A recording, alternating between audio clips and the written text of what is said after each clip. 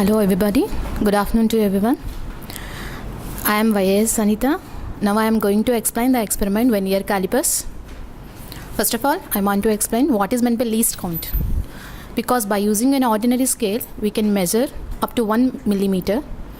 But if you want to measure very small things like the diameter of the pencil or a pen or a spear or a cylinder, then we need of another equipment.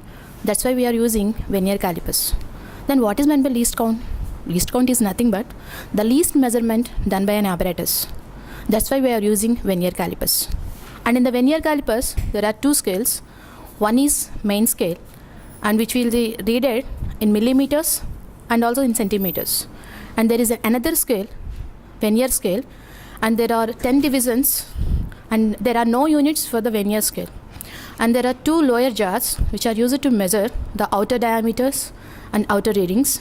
And there are another two jars which are the upper jars which are used to measure the inner readings.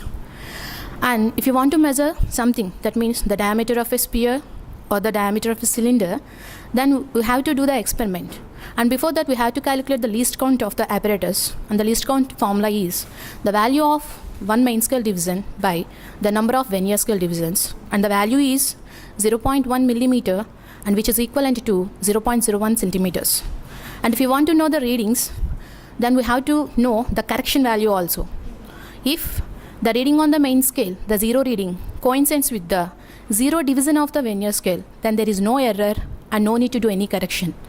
If the zero division, that means the first division of the Vernier scale, is right side to the zero division on the main scale, then it is a positive error and we need to do negative correction, and vice versa.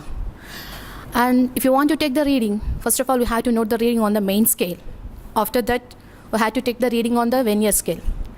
Vernier scale reading is Vernier coincidence, that is the coincidence part of any division of the Vernier scale with that of the main scale.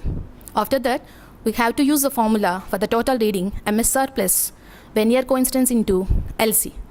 And after taking all the average values, we can divide and we can use the formula. We can calculate the diameter, and by taking the radius, we can calculate the volume of the given sphere and cylinder and small materials like pencil, pen or anything. So that's the use of Vernier calipers.